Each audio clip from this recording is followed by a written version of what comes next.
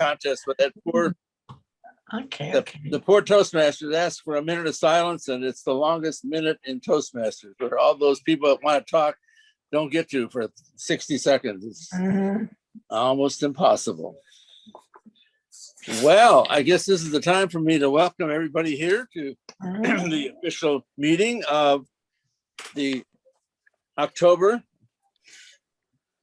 I have to put continue. Okay, the October Speakers Bureau meeting. We have a very, very full schedule, so I will not post a whole lot of time in between, but I know that my speaker number 1 is here and my speaker number 2 is here, so we're going to get going. And there's been a couple of changes since the initial flyer went out. Mike Slattery, one of our speakers, was going to and I want to reassure you, it was not a sales pitch. He has been an insurance agent for years and years and years and years. He gave a speech, and really, I learned so much that I thought I knew already about the importance of aspects of insurance. And so he will be expected to be able to speak next month, but he had a heart attack and was not able to be here tonight. So his wife has him on a short leash, and I guess that's probably a good thing.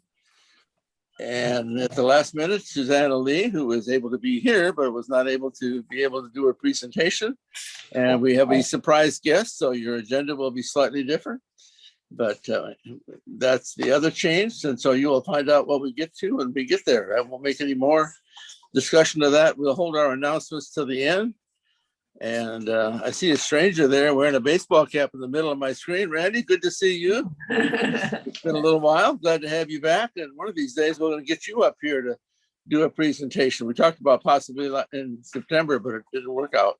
Awesome.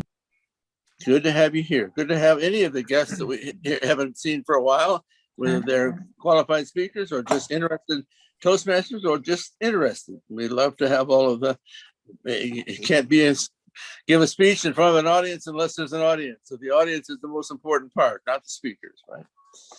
Okay, our first speaker is quite a dignified gentleman. I think he belongs to a number of clubs in District 12, and even though he lives hundreds of miles away. So he's been quite a friend of District 12 for a long time.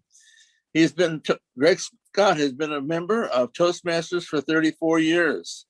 He had a 35-year career with CAL FIRE, retiring as the assistant fire chief. He led the effort for Riverside County and 15 other cities from no disaster management plan to the #1 rated county in the state of California. His favorite saying, you may have heard somewhere else, but it came from him: Toastmasters is my mental vitamin.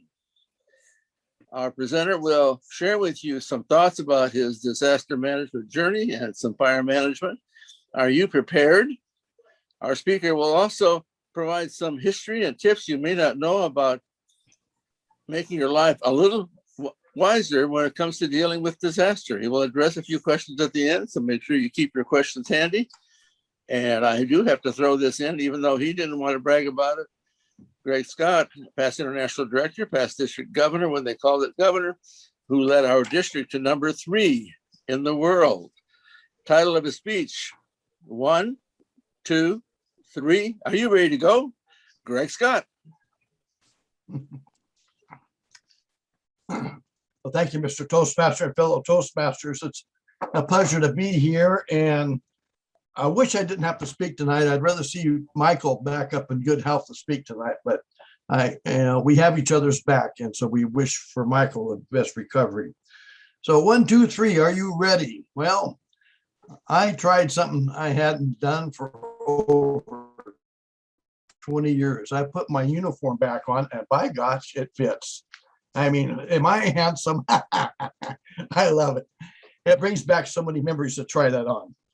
But I want to bring to you some thoughts tonight about, are we ready? You know, in the news, we hear about all sorts of things going on around the world. We hear about hurricanes, floods, the pandemic. I think we're tired of that one. Fires, of course, we hear a lot about fires. And so many of you probably haven't ever been evacuated from their home. I know I have up here in Lake County from the fires. I had to be evacuated. And normally in my career, I was the one that used to issue the orders for evacuations. So what can we think about when I look back on wearing this uniform? On January 1st, 1987, I stepped into the world of disaster management. What a surprise. Prior to that, I've been a battalion chief in the Monterey County, enjoying to go into initial attack fires, managing fires, and having a lot of fun. And those were the good old days. And all of a sudden, here I am at a desk with a county in 15 cities that have contracts for disaster management, as well as fire department responsibilities on the contract. And as I took my first step into that office, I was handed the county's disaster plan. And I go, oh boy, I need to look at this right away. Well, it was a phone book of Riverside County and a nuclear war scenario. Where do you think my heart was at that point? I said, what have I inherited? Then my secretary brought in 15 city contracts for disaster management that had not been honored. And I thought, oh, I have really stepped into a nightmare here. This is not going to be fun. But as it was, we put our feet to work. I eliminated a lot of county employees that refused to do the job. I hired people that wanted to learn, that wanted to be educated. And from there, we developed plans. We sent employees to training. We did the exercises. We did all the paperwork. And we got everybody's input and buy-in to the plan. So when we did have disasters, we worked well together, not only for the response to the disasters, but short-term and long-term recovery, which is so important because of getting our money back that we expended on that. Now, that first year, I ended up also in Sacramento in the 1987 fire siege in Sacramento, the Klamath up in the Klamath National Forest. And we had over 11,000 lightning strikes up there, 11,000. Now, not every lightning strike starts a fire. Some of them burrow down neat and what we call sleepers and pop up 3 or 4 days later. And other ones start fires and other ones just go out. But the point is, we had so many fires that it took, it was a complete inventory every day I had to do, prioritizing who got the resources, what type of resources, and where to put all these people evacuated, because the smoke was so bad. We had to evacuate the fire scene because of the smoke. People weren't able to breathe. It was that bad that year. And yet that's nothing compared to what we hear about these fires we've been having in California today. This was a smaller one. It was a lot easier to put out in that fact, but still there. But also 2 years later, after working on this, we had the Loma Prieta earthquake. Remember the World Series, the World Series of the Bay, Oakland A's and the San Francisco Giants, and the bridge going out. Well, I got to go to that too. And since with Cal Fire, and I was the first person from our agency to be involved in disaster management, I went there to also assist and assess and be an advisor to that response of the Loma Prieta. And that was pretty tough. In fact, there was even a structure up there where the Oakland Hills fire that was destroyed from that earthquake. And then, yes, in 91, October 19th of 91, a small grass fire that was knocked down but not completely mopped up escaped near Caldecott Tunnel to the West Port in Berkeley and had the Oakland Hills fire. That the fire burned so quickly that night with the wind conditions changing, we lost 25 lives, 150 people were injured. 434 apartments or condo units were burned up, and we lost over 2,843 single dwelling families. That's like the house you live in. And I remember that early that 19th, I was dispatched from Riverside, Code 3, lights and sirens, all the way to Oakland City, Station 1 to take over as the deputy incident commander on that fire. And what I did bring with me is the technology with satellites and so forth. And we did the damage assessment. and we're able to come up with all the loss. But driving through that mountain there with the Oakland Hills fire had burned in that 1,220 acres was nothing but foundations and chimneys everywhere I looked. There was one house standing. And that's where I met the gentleman who had just been rebuilt his house from the San Francisco earthquake of the World Series and had just finished it, and then it burnt down. So shake and bake, California. We shake and bake, don't we? So in 1993, like I said, we had finally finished our plans and got things up and running. So we are rated by FEMA, #1 county in the state. Now, why did I tell you about this history? Well, I'm trying to build a little background of my knowledge and the things I've been through. I have 35 years of fighting fires, and to show that it is a job that does not have that many college degrees in. There's not, if you go to college nowadays, you'll start to see some training in it, but where do you find somebody trained in disaster management? I mean, you can go out and job hunt for a lot of different positions. It's a tough thing to fill anymore, but it is coming along. So let's go to number 2. We just talked about number 1. 1, 2, 3. Are you ready? Let's go to number 2. So number 2 is, how about you and your family? How about you and your family? What's going on? How often do we think about it? How many have ever had a root canal? I have. How many want a root canal? No more. Thank you. But that's like disaster management. If I don't keep my maintenance of my teeth, or if I don't plan for a disaster, we're all going to have a root canal, because let me tell you, disasters are on its way. Mother Nature dictates when it's going to come and how involved it's going to be. So do you have a plan? If you are told to evacuate, are you ready to go? If you are affected, how can your family and friends find out about your status from outside the area? When you hear something about a family member somewhere where there's a disaster, don't you want to find out and call and ask? Well, when we have a disaster, a major disaster,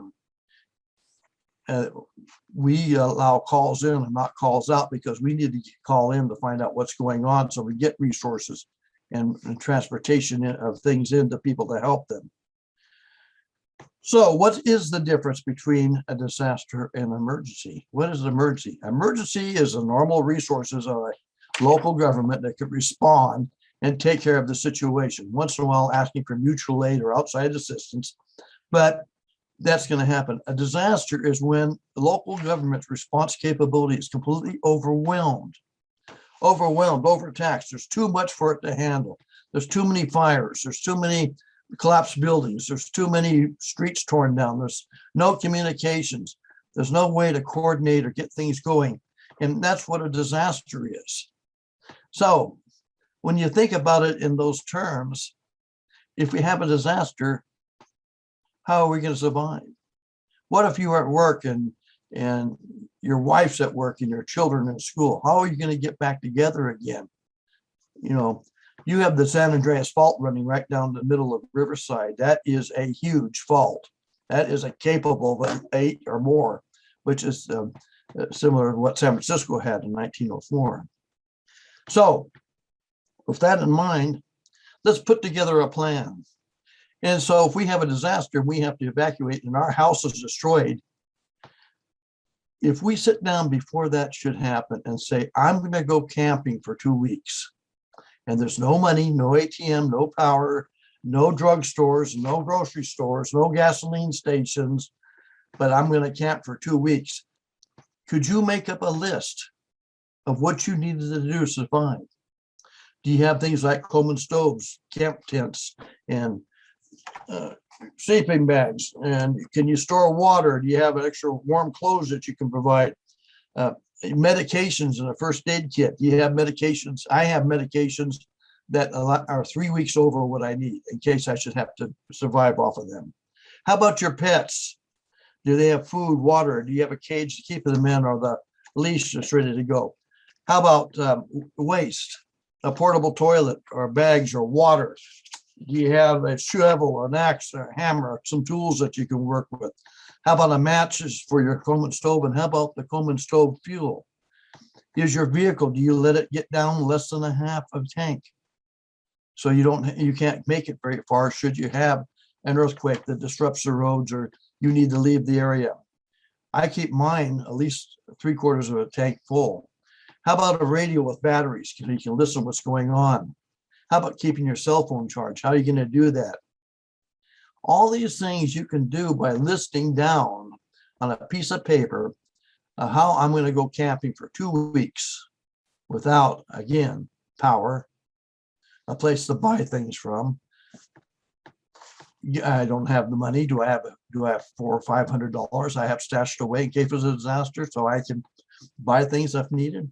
All these things need to be listed because I can't tell you what they are. We're all individuals. We all require different things to keep us going. So think about that. Your outside contacts, when people are worried about you, my brother and over north of Sacramento is my contact. If we have a problem here, like we've been, I know so many fires in Lake County, everybody's calling, they call my brother, my friends and my family. And I call my brother. I say, hey, Jack, I'm doing fine. This is what's going on, blah, blah, blah.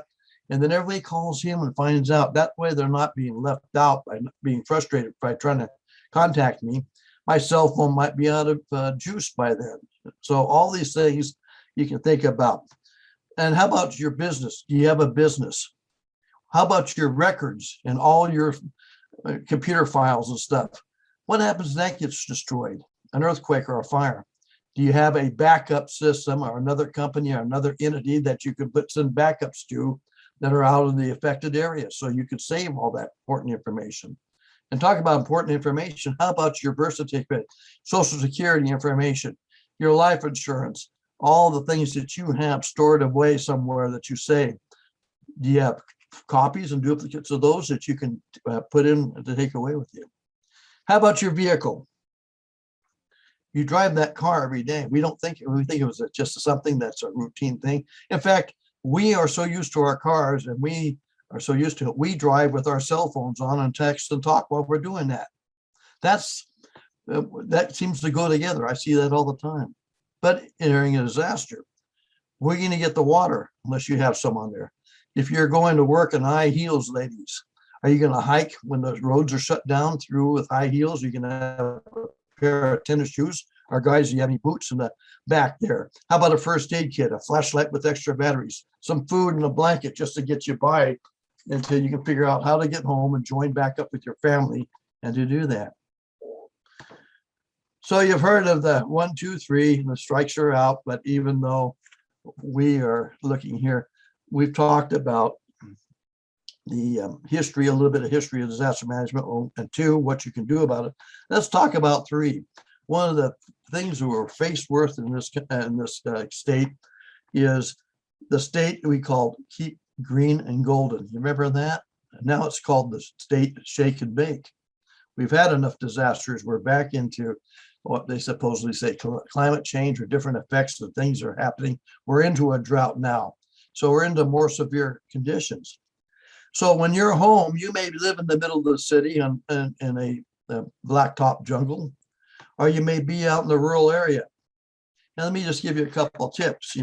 Fire burns when you see the fuel. Let's say you have a patch of grass that's a foot high. When it's on fire, it's going to be that and a half. So it's going to be a 1.5 feet.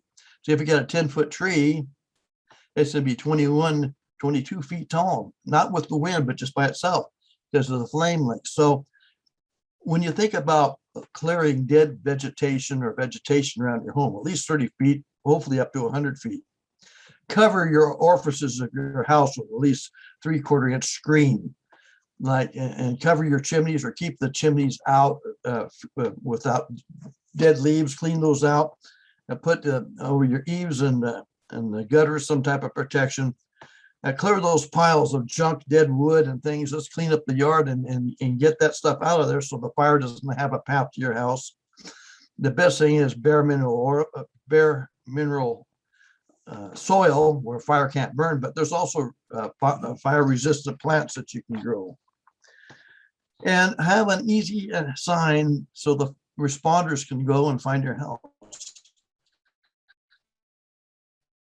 It's called the address, not stuck up behind somewhere in 2-inch letters somewhere, but out there by the driveway where people can see it. My house, I've got 5-inch reflected numbers, so it's very easy for the police officer or the firefighter or the ambulance attendants to find my home very easy. And yes, even a garden hose or two with some, make sure the water works. And so when we think about that, if we have to evacuate, let's think about what should you do besides having that kit to survive with. How easy would it be for you to evacuate? Do you know more than one route out of your home or your area? If you should be blocked off, is there a safety zone such as a river or a blacktop or a school playground or something that you could get in there where the fire couldn't get to you? Do you have a plan to meet up with your family? You know, and for kids to be released from school during an emergency, you have to have a parent or guardian to do that. Schools are going to hold on to those kids until that happens. How are you going to make arrangements to meet and pick up your children? How about you and your wife and the husband? What are we going to do during those plans? Have we ever discussed that? No, we don't think about it because it doesn't happen every day. So again, you might have a radio with extra batteries to learn where the shelters are, what the government's doing. I happen to have a scanner. I can listen to the police traffic, the fire traffic, and the ambulance and see what's going on. So remember that idea of a 2-week camping trip, being self-sufficient and having that list put together and having it packed away where you can load it up and take off if you need to. So 1, know that a disaster, you will be on your own and probably camping for 2 weeks. For 2, have a plan, organize to survive. Make a list of what you need to survive and put it together. Don't forget your pets. Don't forget your meds. 3, fire prevention. October 3rd to 9th is Fire Prevention Week in the United States. How many have noticed that? It's not that well planned. But inspect your property and eliminate those fuels. Trim up the trees from 8 to 10 feet and cover the eaves and clean out the gutters even year round. So think about that. Take time and make an appointment with your book for you right now and your family to look at this 2-week camping trip and cleaning up around there and what you're going to do and who you're going to call outside the area. 1, 2, 3, are you ready to go? If you need to evacuate, I hope you are, Mr. Toastmaster. Now available for questions. Thanks, Greg. We'll give him a couple of extra minutes for some questions. I just want to, only complaint I have, Greg, I think you really prepared us for most of those possible things those terrible disasters that might happen, except I didn't say a thing about locusts or the zombie apocalypse. So maybe in your next presentation, you can prepare us for those. But anyway, I really think you've got some great ideas there that will be able to people go refer back to. I learned a lot already, and maybe they can refer to them because you'll be on YouTube. So any questions now? And when those are over, we'll go to our speaker number 2. Greg, I have a question. Yes, Charlie. I really appreciated what you covered. My wife, because of us being survivors of the Northridge quake, have made both of our cars ready in an emergency, but I'm glad you covered the important papers as well as prescriptions, because that's something we hadn't covered.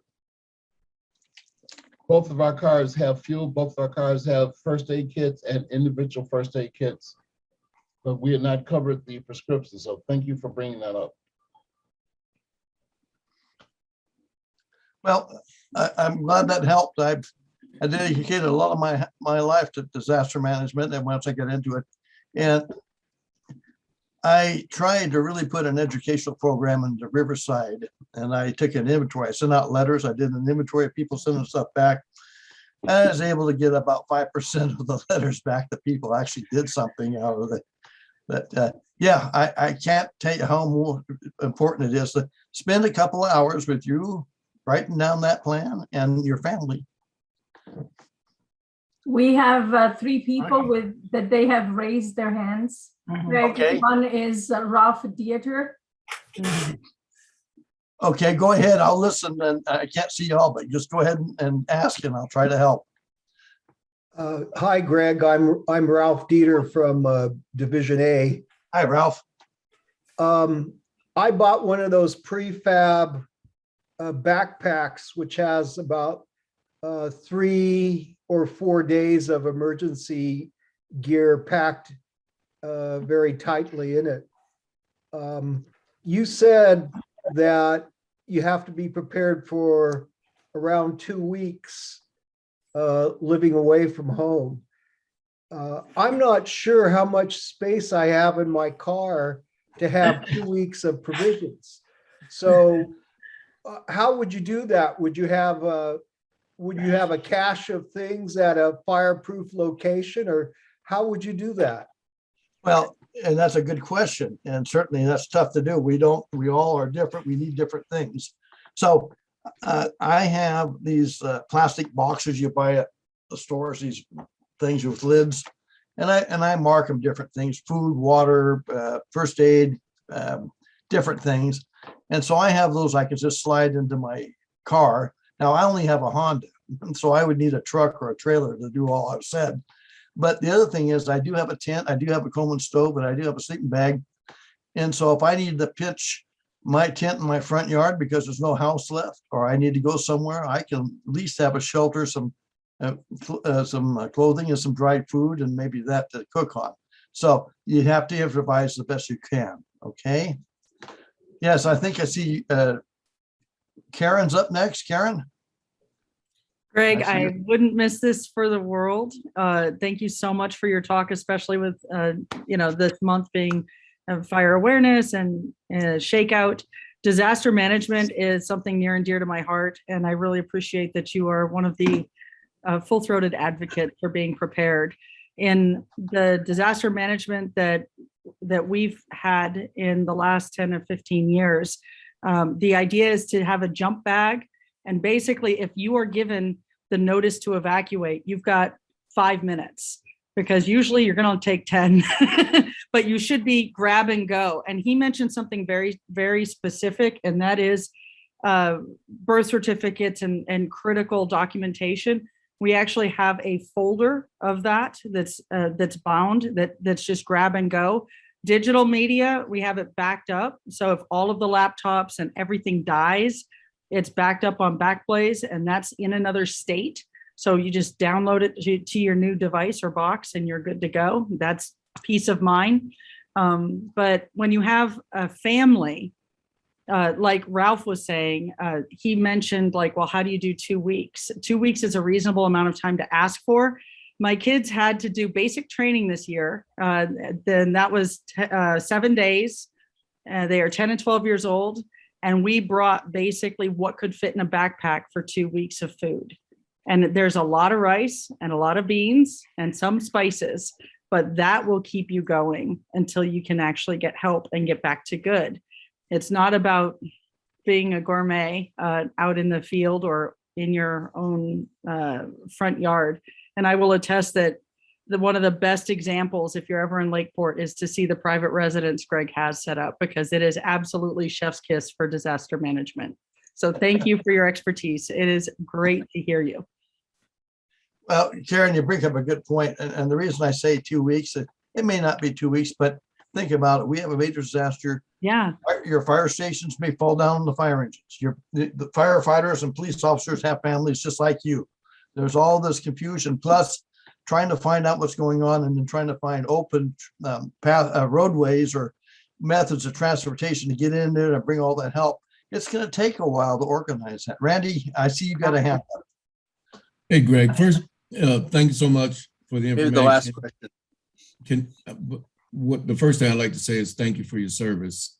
And I don't think that enough of us realize or take time to, whoever's in uniform, to make sure that we not only understand your dedication as we're listening to you, but to say thank you for your service. The second thing, I do have a question. Everything that Karen and everyone else has said about supplies and having a plan and things you've talked about, I have most of that stuff in place, but a couple of things you mentioned about the shovel and some other things, I've got to rethink that. But the other question I have, the real question I have is I've been talking to my wife and I want to get her a satellite phone because she's an adventure person. She likes to go out camping and hiking. And so my question is, I know they're expensive, but with your experience, what would you say about having a satellite phone? Is that an advantageous thing to do? Well, I think if you can look at a less expensive option that I'm going to offer you, find your local ham radio organization, learn and get your license for ham, and then get a ham walkie-talkie or radio. That's a lot cheaper than the satellite phones. Okay. And they always have ham radio operators on all the time. So you always have that communication. I used ham radio operations a lot during disasters because if I lose certain capabilities of the communications, the ham radio operators filled in.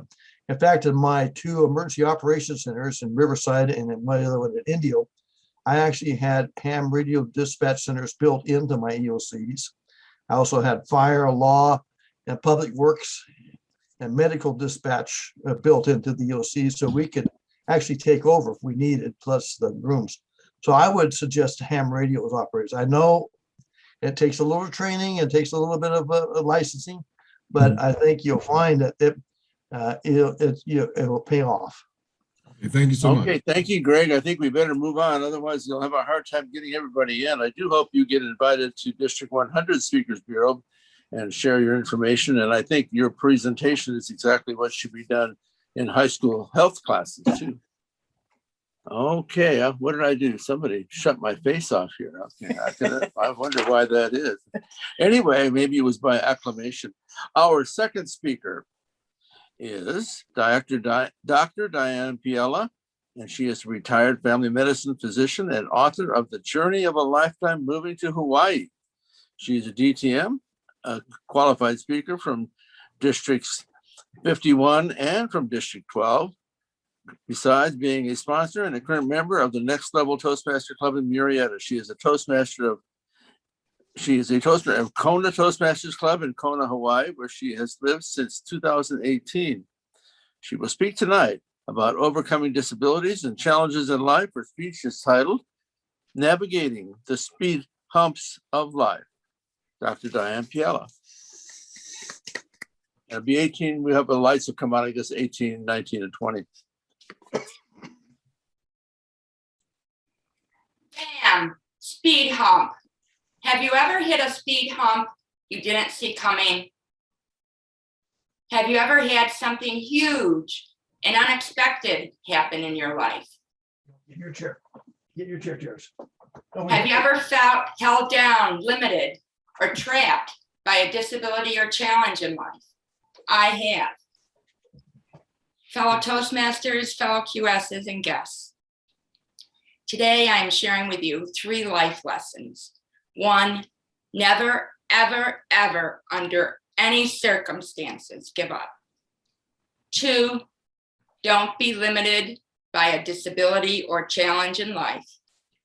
3, make your challenge the beginning of your next journey. Let me repeat that. Make your challenge the beginning of your next journey. I have had a lot of what I call speed humps in my life, but I've always been able to make it past them through to the other side. You can too. A speed hump is a hump in the road designed to reduce speed or slow someone down. What am I saying? A speed hump is a challenge. It can be medical, financial, relationship, job-related, or career-related. When a speed bump happens, you drive over or around the speed hump until you get to the other side. Very similar to a bend in the road is not the end of the road unless you fail to make that turn. A speed hump is not the end of the road unless you fail to make it over the speed hump. In other words, never, ever, ever, under any circumstances, give up. I began by asking if you ever had something huge and unexpected happen in your life. What was so unexpected that happened in my life?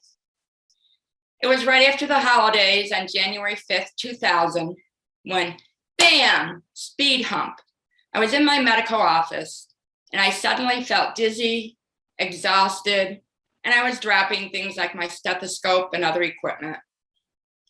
Later that night, it progressed to weakness of my left arm, then my left hand, then my left leg, then my left foot, until I was afraid to sleep because I feared waking up being paralyzed.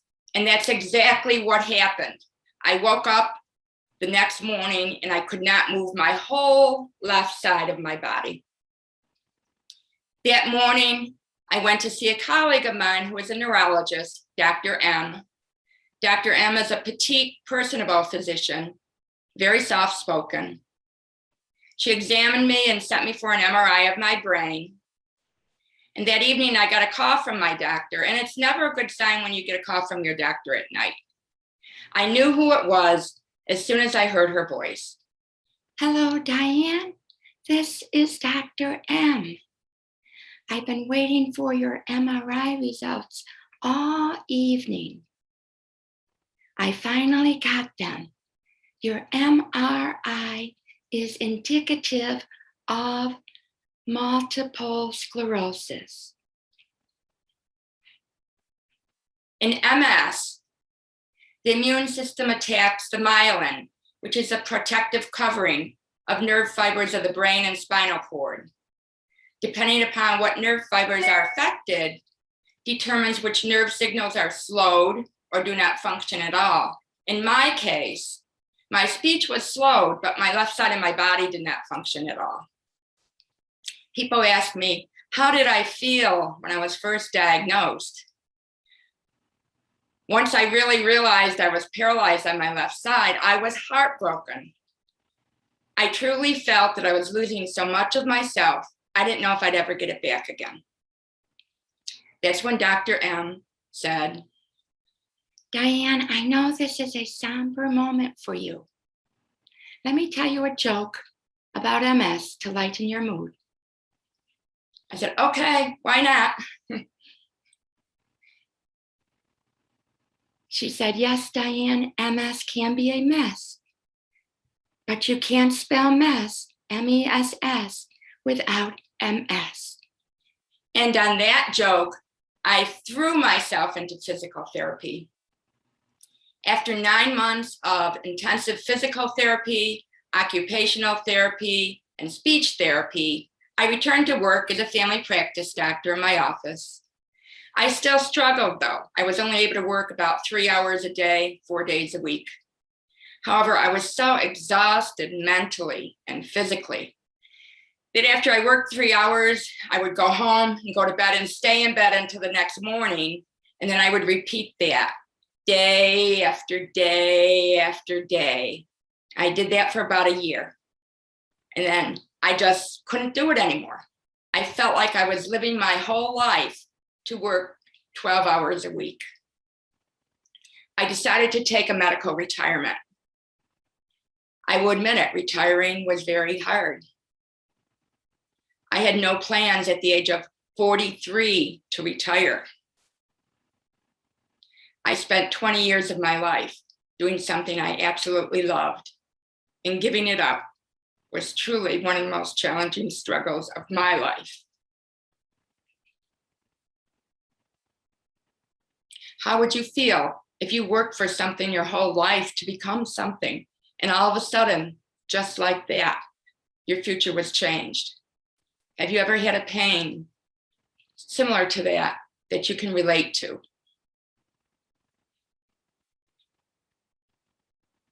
After I stopped working in March of 2004, I remember a bitter cold winter day in upstate New York when I got dressed to go outside to get the mail. I put my winter coat on, my hat on, my scarf, my gloves. Have you ever seen the movie A Christmas Story? When the younger brother, Randy, gets all dressed to go outside, he gets all bundled up and he stands like this because he can't move. That's exactly what I felt like.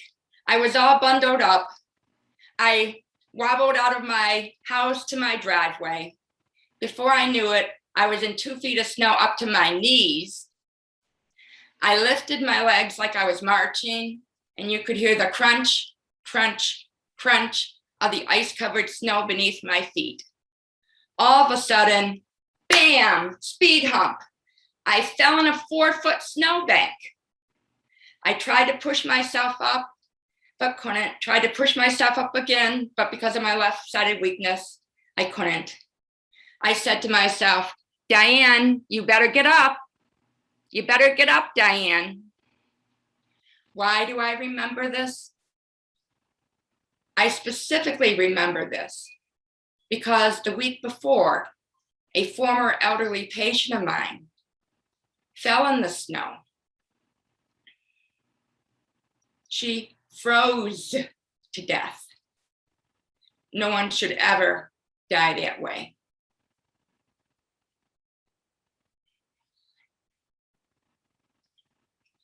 Finally, a neighbor drove down our street. He saw me and he helped me up to my feet again. From this, I learned 2 things. 1, never to give up. And 2, not to be limited by my MS or any other challenges in life. I decided to move to Southern California, where there was no ice, no snow, no cold. I moved to Southern California in 2006. In January 2013, bam, speed hump. I developed paralysis of the left side of my body again for the 2nd time. I was unable to move my whole left side. This time, I found a new neurologist, and she was able to put my whole medical history together. She ordered an MRI of my brain, and it appeared that I had a new cerebral or brain hemorrhage in the exact same area of my brain affected by my MS. I went to intensive physical therapy again. I recovered. This time I was adamant about not being limited by my MS. After this was when I decided to begin my Toastmaster journey in 2015 to become a better speaker. Because we all know most people would rather die than speak in public, which is really sad, but not Toastmasters, right? By being open to learning new skills, who knows where you can end up? I would not have my medical challenges limit my speaking skills, my book writing skills, or my dream of moving to Hawaii. After all, it took me 34 years to get here and another year to write my book. I realize not everyone has a disability, but we all have challenges, right? What is your challenge or speed hump in life? Whatever it is, don't let it limit the choices you make in life. Make your challenge the beginning of your next journey. It doesn't mean your last journey was a failure. Some people see a speed hump and think it's the end of their journey. Other people see a speed hump and decide it's just the beginning. It's okay to recreate yourself. It's okay to change paths. It's okay to change course in life. It took me 10 years to learn that it was okay not to be a medical doctor. It took me 5 years to decide to become a Toastmaster. I started out today by asking you some very important questions. Perhaps you have given up in the past. Perhaps you have had something huge and unexpected happen in your life.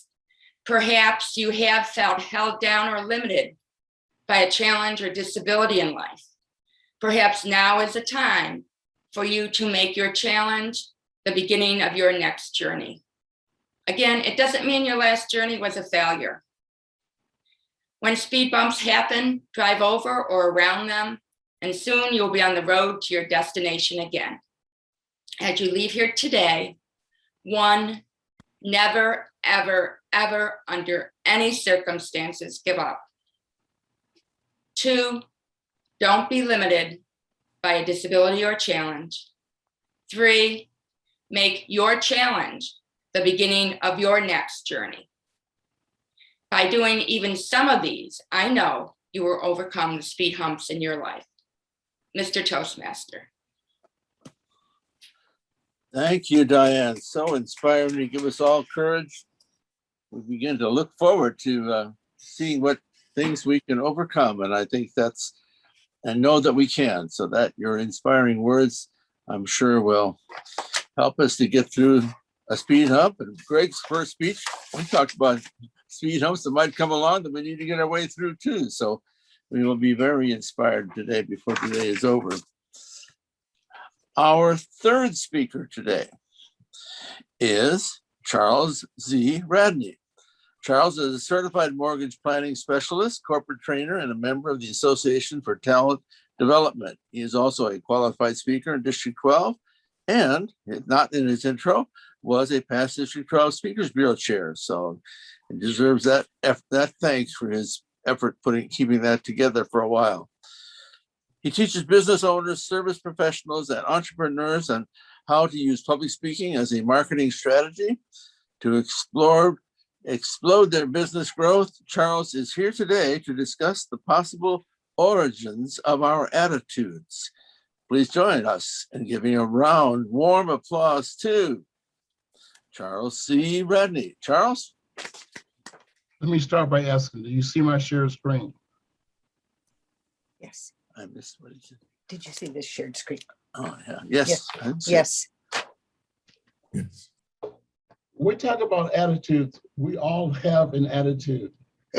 As Tom said, I'm Charles Radney. I'm a corporate trainer for the educational development and corporate training function of Valley College. I'm a member of ATD, which is the Association for Talent Development. I'm a Toastmaster. I've been a qualified speaker. I'm a licensed real estate professional, and my company is Are You Prepared to Present? As a corporate trainer for Valley College, I primarily work with soft skills trainings. My courses are listening skills, decision-making, change management, setting goals, time management. There's a list of classes, but the one I enjoy doing most is the class on attitudes in the workplace. I just concluded one yesterday, and it was just as fulfilling as most of them are. When I deal with the attitudes in the workplace, I think back on a statement that was made by Abraham Lincoln from the standpoint that most folks are about as happy as they make up their minds to be. Think about that, because that's where so many people are. John Maxwell has several books about attitude. And in his books on attitudes, he talks about some axioms. I'm only going to cover 2 today. One of the axioms is our attitude determines our approach to life. Another axiom is our attitude determines our relationship with people. Think about that. How much does your attitude play in how you deal with things, how you relate to people, how you relate to life? When you look at the screen, how many people do you know, when you look at that picture, base their lives on that glass is either half empty or half full? That's so important, because your attitude determines how you look at that. Positive people think about things being half full. Negative people look at it as half empty. We all have had journeys in life. Our journeys in life determine who we are. Our journeys in life affect how we approach things. Our journeys in life affect how we accept things. I have a very dear friend who has purchased some land up in Northern California, some gold mining land. And my suggestion to him was that when he was up there on his actual property that he owned, that it would probably be a good thing to be able to protect himself, to at least have something in case he had to deal with a 4-legged or 2-legged predator. When we look at the differences in how we have journeys in life, his reluctance to having something to protect himself, I kind of wonder why he was so hesitant. But as he explained it to me, when he was 9 years old, he witnessed his father shooting his mother. Think of the impact that had on a 9-year-old to see his dad shoot his mother and understand his response from that standpoint and his reaction to guns. Me being a former NRA member and a present member of the National Association of African American Gun Owners, I'm a very staunch gun person. But he helped me understand his hesitance based on his journey in life.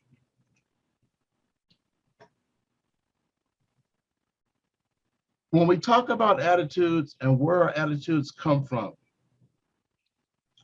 I have a very dear friend, and when I first met this person, even though I was 5 years older than that person was, we had both gone to the same high school. We found that out very early. We'd attended East Technical High School in Cleveland, Ohio, which is the high school that both Jesse Owens and Harrison Dillard are alumni of. In a further conversation, as I was really questioning her attitude about things, I found out that not only have we attended East Technical High School 5 years apart, but we'd also gone through Friendly Inn Neighborhood Center 5 years apart, which was a community center to help develop inner center children in Cleveland, Ohio. But a statement she made later on helped me to maybe understand her attitude a little better when she said that you grew up in a house with a mother and a father that worked, where she grew up in the projects with a single mom.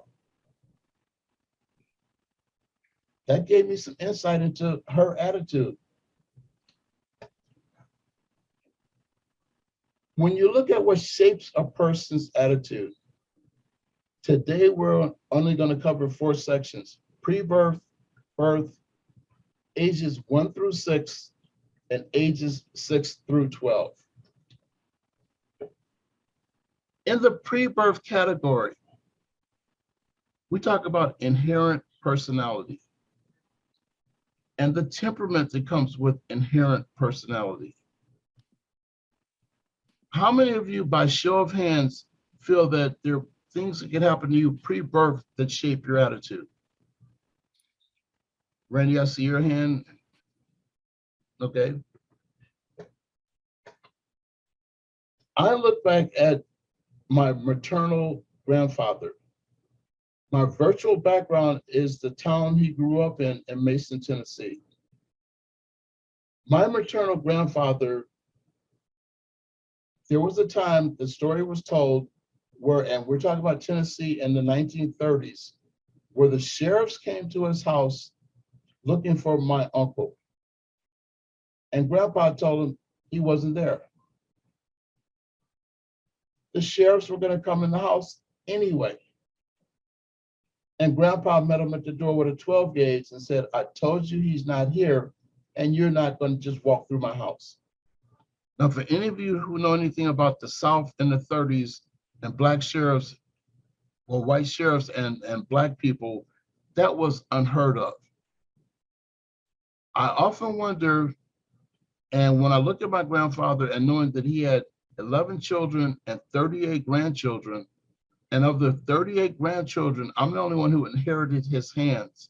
Where most people thought I had arthritis, it was actually a birth defect that was inherited from my granddad. But I also think that somehow I inherited his attitude when it comes to how to deal with police and authority. When you talk about in the womb experiences, by show of hands, how many of you remember when parents were not allowed into the maternity ward or the birth room when people were having a baby? And look at where we are now, where you have the in the womb experiences, and you have things like First Five California, where they really promote talking to the baby in utero, singing to the baby in utero, reading to the baby in utero, and the differences in how those babies come out versus babies who are not spoken to. Think about that. My middle son, when he was in utero, he got a lot of Miles Davis. My older two children weren't exposed to that because that was not what was popular in that time frame. Looking at birth environments, children continually pick up the priorities, attitudes, interests, and philosophies from their environment. If you're in a household that has both mom and dad and they're working people and the people are comfortable, the baby's going to pick up on that.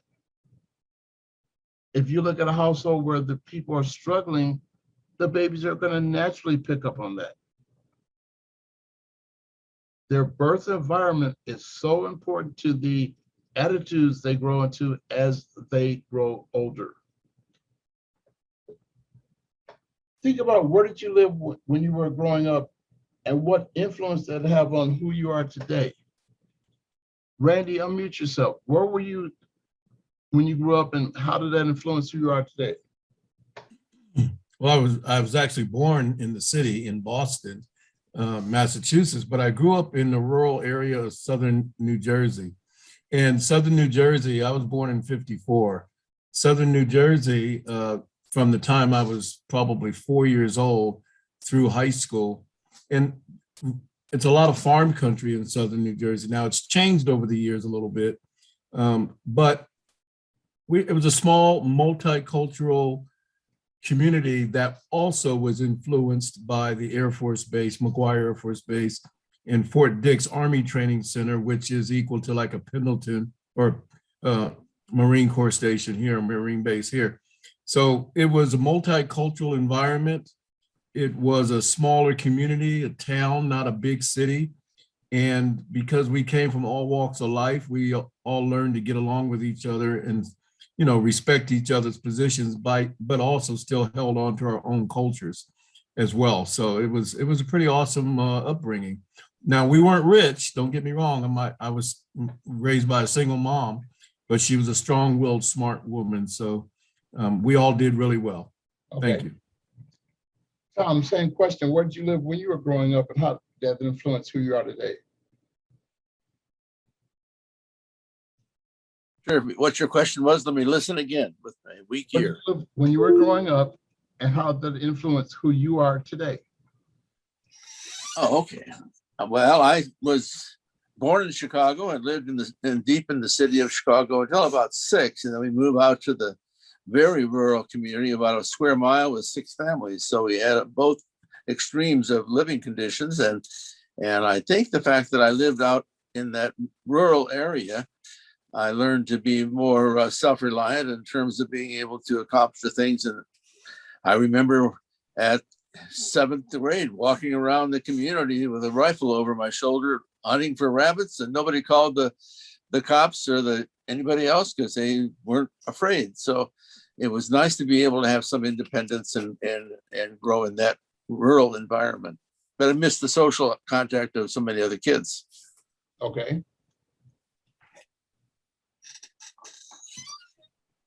When I grew up in Cleveland, Ohio, in an all-Black neighborhood.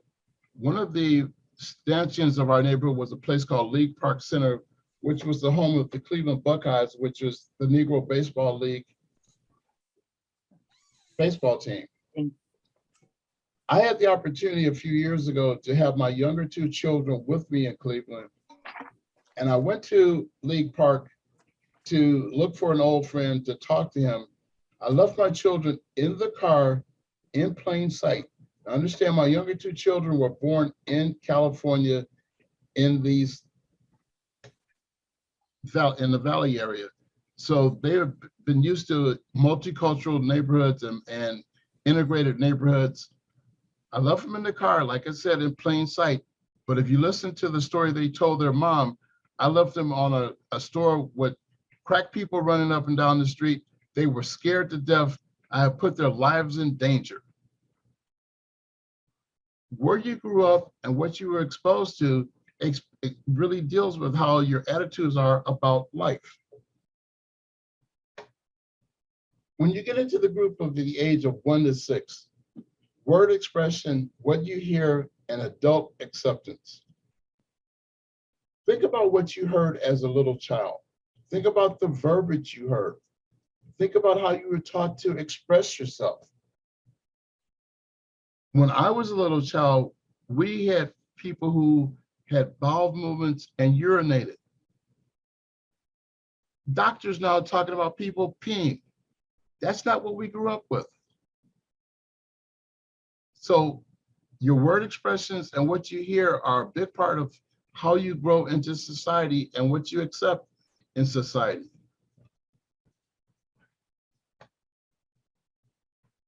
Anna, let me ask you a question. As a child, what adult had a major influence in your life? You say, Anna? Yeah, Anna Napola, yes. Yes. Well, thank you very much, Charles. Well, I grew up in Sicily, in Italy, in a very small town.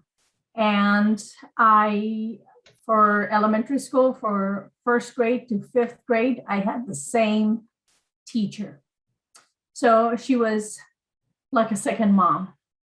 And she influenced me as in giving me the basic of how to learn. She was teaching us everything that my mom was not teaching me, or in addition of what my mom was teaching me. So to me, the person was this elementary teacher that he was by my side for 5 years. No blood relations, but a teacher, a good teacher that helped me grow to be eventually the adult that I am now. Okay. Karen, let me ask you the same question. As a child, what adult had a major influence in your life? Ooh, I would have to say my grandmother, my kid's great grandmother on the maternal side in Concord, New Hampshire. That is my biggest influence. And she was sort of the matriarch of the family, and approved marriages and where you'd go to college and whether or not you should scuba dive. And she taught us to shear sheep and milk things and collect eggs and hunt and all that good stuff, and had a really amazing perspective on life, a very amazing experience. And I love her dearly to this day. And it was about a year of deep mourning when I lost her. She was a huge influence. When you look at the group from ages 6 through 12, think about your self-image at that point and the things that really influence your self-image at that point. Marilyn, when you were 6, what were between that age group, what were your influences as far as your self-image and your exposure to new experiences?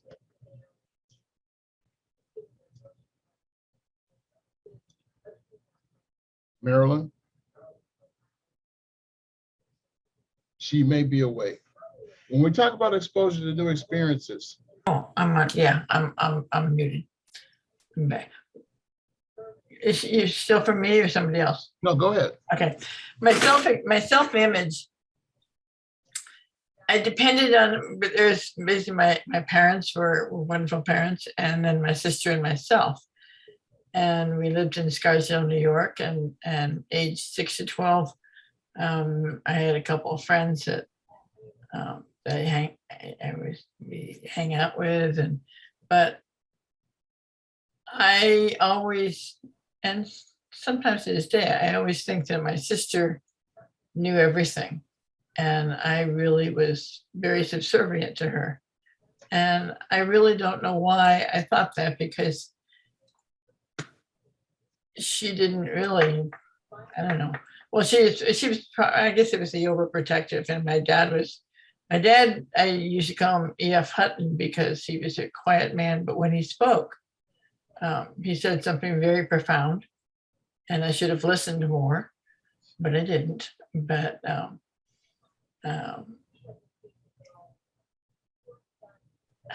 I call myself now a slow learner, but I'm not a no learner, because I'm learning more and more about myself. Okay. And right now what's helping my self-image is photography. And my dad was a very good photographer. Okay, thank you. When you talk about exposure to new experiences, One of the things that the Cleveland school system was very strong on was field trips. We got to go to places like Severance Hall. Mhm. We got to be exposed to new museums, new cultures, everything. But the library was my biggest eye opener and a bigger influence on my attitude than anything else. My dad was a laborer in a brass and copper factory, but he also, through the GI Bill, has set himself up to be an electrician, to be a TV repair person. And because at that time, when he went to work on televisions, he had to go to the library to get a schematic on each TV. I was at the library with him all the time. And the library opened my eyes or gave me the opportunity to be exposed to so many different things. Think about 1960 when the James Bond series first started. That opened my eyes to so many things and different cultural things. That Oh, doesn't tell me no, anything. no.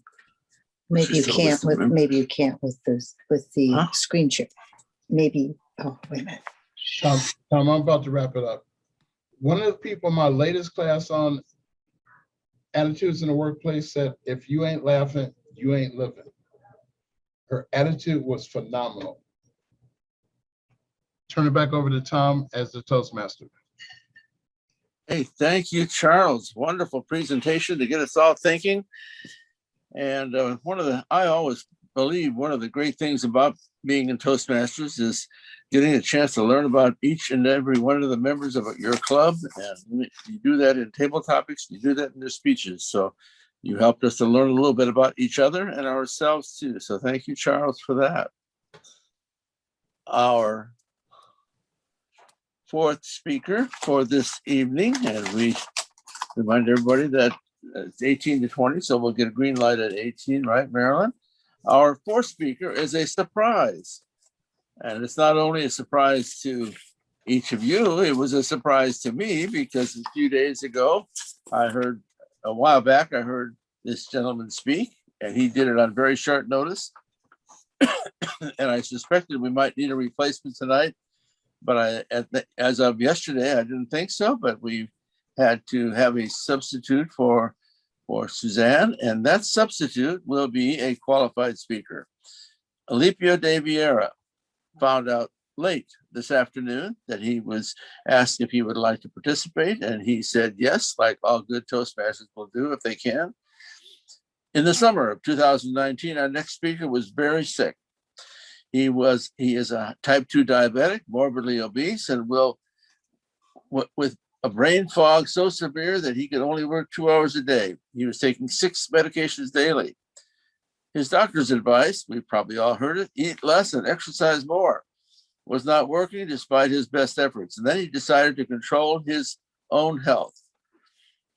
He fashioned his own fasting protocol, and in 4 months and 6 days, he became diabetes free. In December of 2019, he was allowed to drop all his medication. In addition, his brain fog is gone, and he evidence by the fact in January he was able to pull an all-nighter, working 30 straight hours.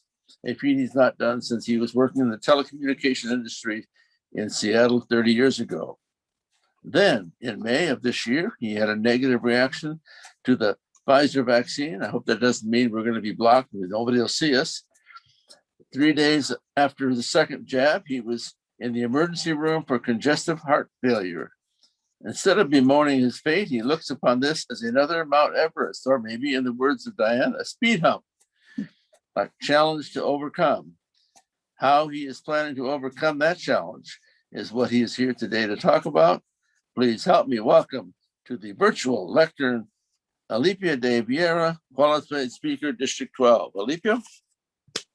Thank you, Mr. Toastmaster, fellow Toastmasters, and any guests out there. So let me begin with the requisite PowerPoint.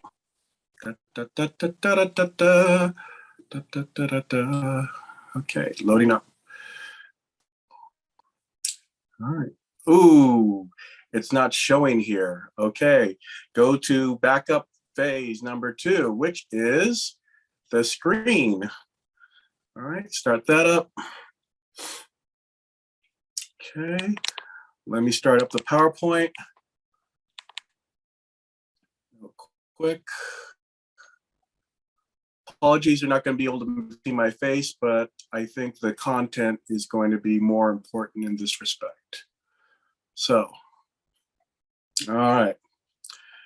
Okay, so as mentioned in my intro, I achieved becoming free of diabetes. I have been diabetes free since December of 2019. And therefore, I feel I can speak about this topic. So the most important thing is visual evidence, right? So here we go. So I started my fasting protocol in August 8th of 2019. 1 year later, I was there. I started out at 278 pounds at 5'8". I was down to 190. And I had built up my lean muscle mass, as you can see. And as you can see, there are all my 6 medications, which included a daily insulin shot. So why is this important?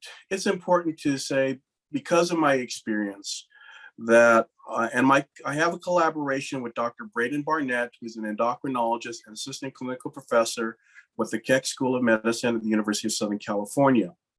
The basis of our collaboration is Dr. Barnett has a clinical practice.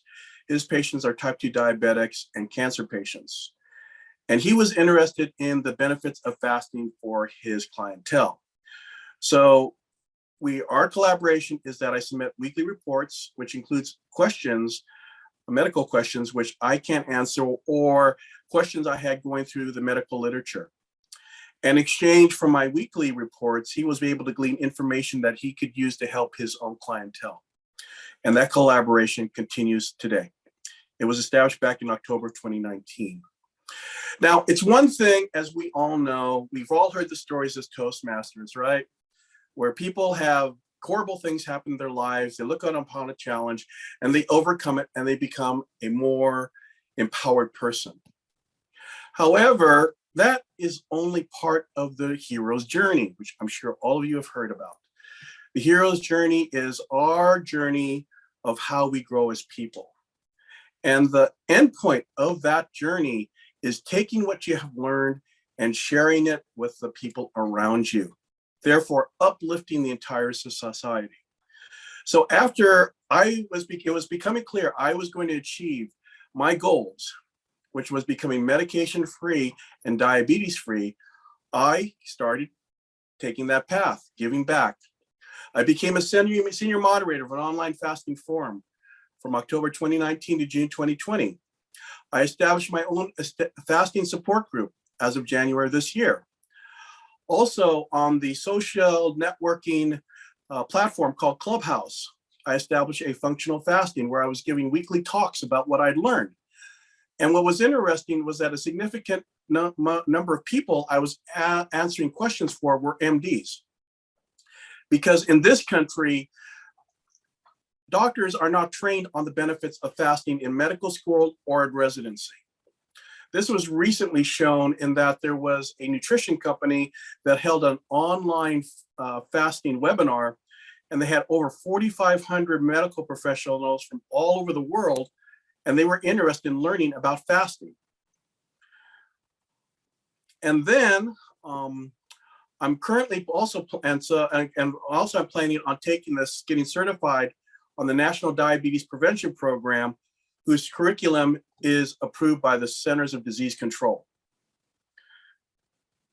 And that's part of giving back. So what does this actually look like? Well, in my journey of helping others, I've helped a 23-year-old female establish control of her binging and self-harming behaviors. I've helped a middle-aged woman become pain-free after 25 years of chronic pain from cervical bone spurs. I helped coach a 36-year-old female to do a fast, which cured her ulcerative colitis, and a 35-year-old who had a very traumatic experience from a car accident was able to drop her anxiety medications. And finally, what I'm very proud of, and I'm sure all of you who know who he is, Tim Johnson was in the audience when I gave my QS qualifying speech last year, and he didn't interact with me or ask any questions. He just took that information and he went out and started doing it. And as a result, he's lost close to 50 pounds and has been able to avoid taking diabetes medication, which his doctor was threatening him with. Again, it's all about taking the challenges life gives us, becoming a better person, more knowledge, and then giving it back to others, which we as Toastmasters, that's our mission in life. At least that's what I believe and what I believe personally. So let's talk about heart disease in general. As mentioned before, I had the negative reaction to the Pfizer vaccine, congestive heart failure. Heart disease can happen at any age, but mainly it's for people who are advanced in age, as you can see. Average age for men having their first heart attack is 66, for women at 70. 1 out of every 4 deaths in the United States are by heart attack. And here's an important thing. 1 out of 5 are silent. What does that mean? It means you may have a heart attack and not be aware you even had it. Also, heart disease is expensive. It adds up the cost and is a big burden on our healthcare system. As you can see, the 2 categories, heart attacks and coronary heart disease, 2 of the 10 most expensive conditions treated in the United States since 2013. And according to a 2011 study, between 2015 and 2030, the medical costs of coronary heart disease are projected to increase by 100%. Think about that, because that's going to impact the monthly fees you pay for your health insurance. So this is why it impacts you personally. So right now, current post-heart attack therapy, like for myself, I had congestive heart failure. I was hospitalized for 3 days at San Antonio Regional Hospital. And what happens with heart attack is you actually have a physically remodeling of the heart. You may have heard that they tell people that have had heart attacks, usually their hearts become less flexible. That's a reflection of the physical remodeling. Also, they're also told that heart attack survivors will be on medication forever. Emphasize, forever, because of this physical remodeling of the heart. So I want to point out a contrast. Remember, I've talked about that I cure my type 2 diabetes.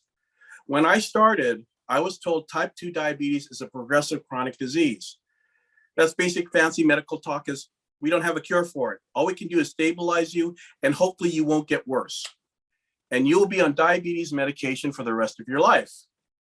Well, I think as you've heard of my personal story, I've proven that wrong. Again, I have been free of diabetes medication since December of 2019. And as I said, I proved them once, and I'm going to prove them wrong again. And the reason I feel confidence is of recent medical research shows it's possible. As I mentioned before, one of the things that I am on is a social media platform called Clubhouse. I love this platform because I have met healthcare professionals throughout the world, and I've attracted people who are helping me in my current journey. I have a PhD in my molecular biology, who's become my informal academic advisor. I call him that because every time I ask him a question, he buries me under homework. And we have conversations to make sure that my understanding of this medical literature is correct. I also have on my, I call him my science advisory team, an MD who's an oncologist. And he gives me his perspective, again, going through the medical literature that I'm digging through. So from their input, and the research they've given me, that's why I feel confident that I have a shot at doing this. So let's talk about what is congestive heart failure. What is that? So it's heart failure due to left ventricle dysfunction. It's categorized according to left ventricle ejection fraction, LVEF, into heart failure with reduced ejection fraction. Huh? What? I remember the first time I read this definition, and I felt as clueless as you're probably feeling right now. So let me explain what does that mean. So let's take a look at this diagram of the heart. I want you to focus on the left ventricle chamber in the lower right-hand corner. This is, for the purpose of this discussion, the most important part of the heart. The left ventricle is the most muscular chamber. It's also the largest chamber because this is where your blood becomes oxygenated from the air you intake through your lungs. Through the left ventricle, the oxygenated blood is pushed out through the vascular system to feed nutrients and oxygen to every cell throughout your body. Now, one of the key measurements in determining heart health is a measure of the left ventricle. As I mentioned, it's a repository for oxygenated blood. Every time your heart pulses, your heart contracts and pushes a significant volume of this oxygenated blood into your body. This measurement is called left ventricle ejection fraction, which you may remember from the previous definition. So, what does normal look like? So the left ventricle ejection fraction, the range is 50 to 55%, meaning a single contraction or pulse of your heart will push 50 to 55% of the total volume of this oxygenated blood into your body. Well, in June 22, 2021, from the stress test I took at San Antonio Regional Hospital, my LVEF had fallen to 40%. And 40% is classic definition of congestive heart failure. So let's take another way to look at it, because I really want to make sure you understand this. Okay, as you see, you see a scale, kind of representing what a healthy heart is. On the right-hand side, you have healthy heart muscle cell. They're called cardiomyocytes. This is important to know because it's these heart muscle cells that contract the heart. And if you have healthy heart muscle cell tissue, you see the result on the left. You have a healthy left ventricle ejection fraction of 50% or greater. So let's go through some other terms. I just want to make sure we're going to go through. Left ventricle, as I mentioned before, and as you saw from the diagram, is a chamber of the heart that pushes oxygenated blood into the vascular system. The cardiomyocyte, that is the heart muscle cell, whose function is to contract the heart. There's two other terms here that'll be new to you. Mitochondria are the parts in the cell that are the energy powerhouse. In other words, this is where the chemical reactions happen that allow the cardiomyocyte to contract and push that oxygenated blood out of the left ventricle and the rest of your body. And then there are cardiac stem cells. These are kind of like a source of cells that can be used for repair of a damaged heart. So what does a cardiomyocyte look like? Essentially, as you can see, they're long, straighted, and they kind of interact, and they cover the entire heart chamber, so they can contract the heart. So what does cardiomyocytes look like in comparison to other muscle cells? We have three types of muscle cells in our body. Cardiomyocytes, which are the heart muscle cell. You have skeletal muscle cells, which you've heard about your biceps, your triceps, your quads. And then there's a third category, which is called smooth muscle cell. And this is the inner lining of your organs. Primarily, the number one differentiation characteristic of cardiac heart muscle is it's rich in mitochondria. Remember, that part of the cell that provides the energy for the cardiomyocyte to contract. Compared to skeletal muscle, it has a lot, as you can see, the percentages.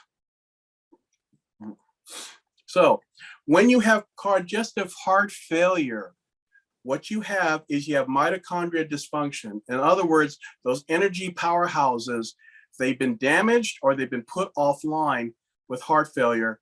And this leads to a condition called cardiac fibrosis. And you may be wondering, of course, what is cardiac fibrosis? Okay, imagine like a wall in front of you, like in your house, and you get some cracks in it. And so what do? You take some spackle, right? You cover up the cracks.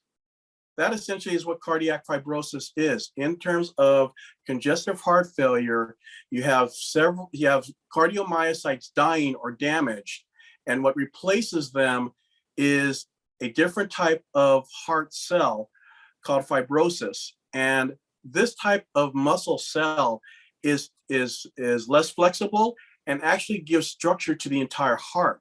and therefore the heart becomes less flexible. And if your heart is less flexible when it's trying to contract, that makes it harder for your heart to push out the blood. And this can lead to the condition you may have heard called hypertension. So again, here's a comparison. On the left hand, you see a healthy heart. You see the muscle cells. You see in the heart muscle tissue, and you can see what the dysfunctional part looks like. Give you a few seconds to process it.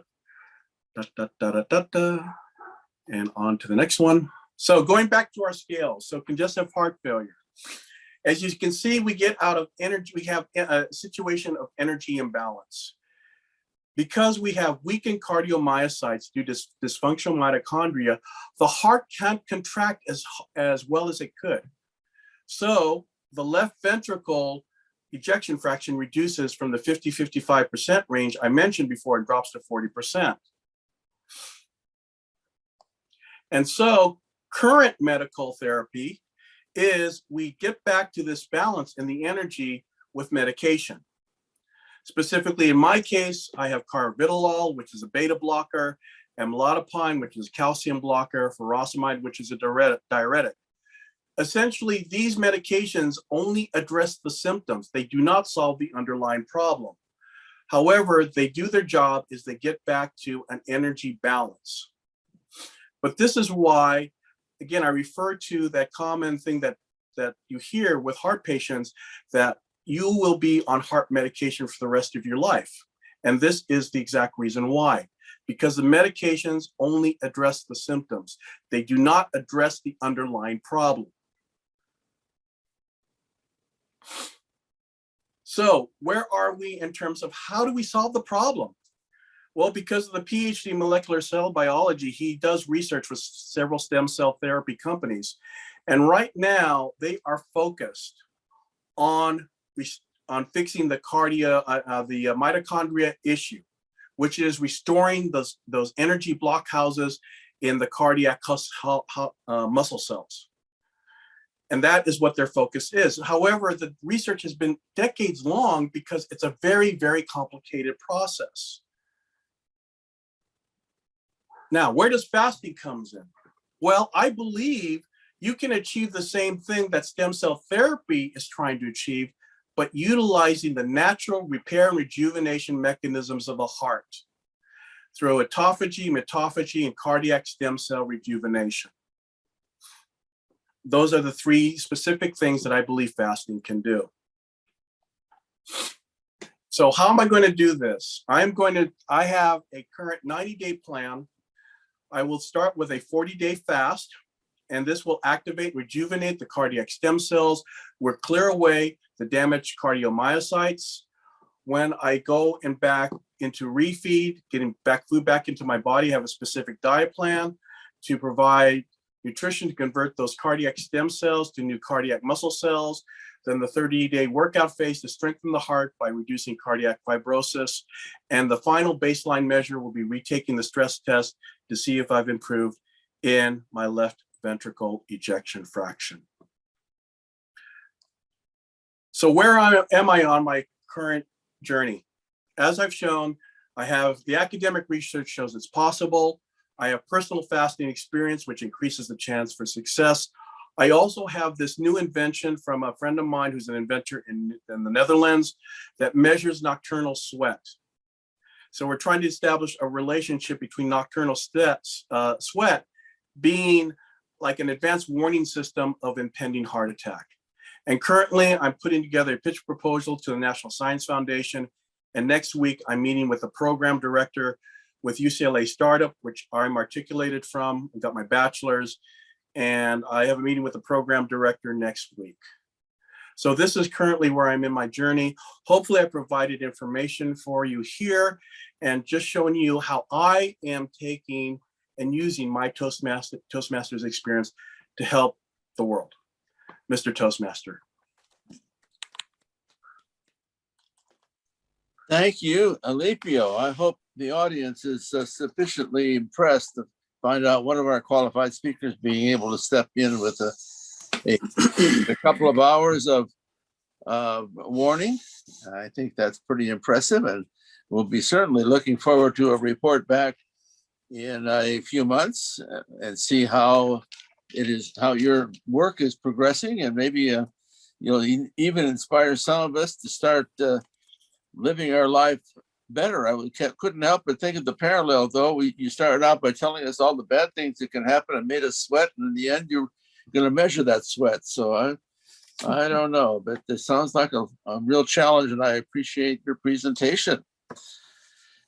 Our next speaker is, let me get my glasses on so I can make sure I read it all accurately, I should bring up some special fun, because I don't know, he hasn't told me it's going to be humorous, but he was last year's winner of the humorous contest with at Speakers Bureau. We had a humorist last year, and he was a winner last year. And we are having contests again in December. I'll let you know ahead of time. We will be doing table topics and tall tales. So we start thinking about those tall tales in December. Anyway, his introduction is Dan Schroff. He has been a Toastmaster for 10 years, over 10 years now. He's enjoyed every minute of it, from area governor to division governor. Yes, that's when they were called division governors before getting his QS. Tonight, he will talk about success. Who do I think is most successful person I've ever met, and what do I consider success to be? It may be a surprise to some of you. What he considers success and what the world in general considers success. With that, our next speaker is Dan Schroff. Success. Thank you, Tom. Fellow Toastmasters, tonight I wanted to talk on success and my opinion of what success is, and I'm going to tell you who the most successful person I've ever known is. First, I've seen and talked with a lot of people, and the world's version of success is pretty much, you'd say, your Bezos, Musk, the dude from Virgin Air, basically the billionaires club in their race for space. Obviously, you've got to be a little bit successful to have that kind of money to waste on taking a trip to go to zero gravity and come back home. Other people think of success as movie stars, comedians. Robin Williams, arguably one of the best comedians ever and a fantastic actor.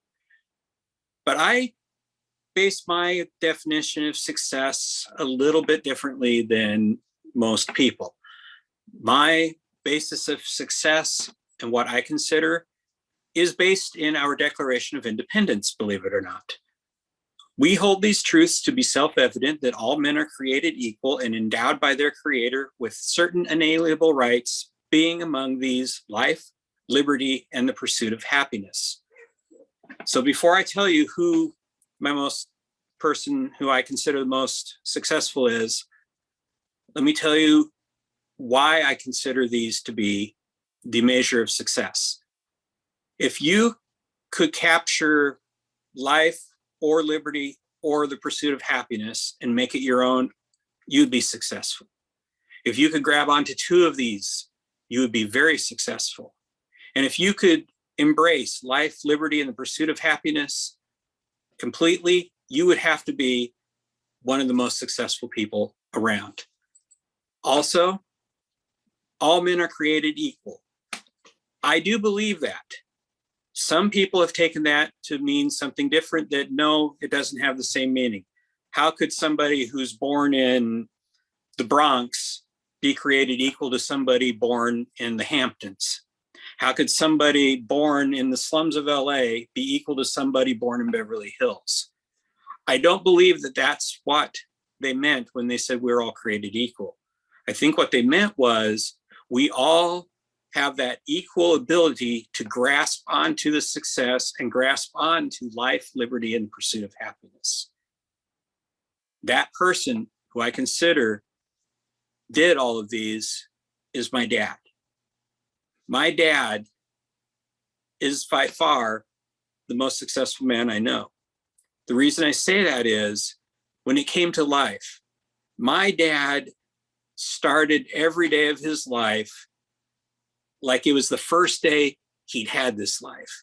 He embraced that day like a kid in a candy store who just found a dollar bill.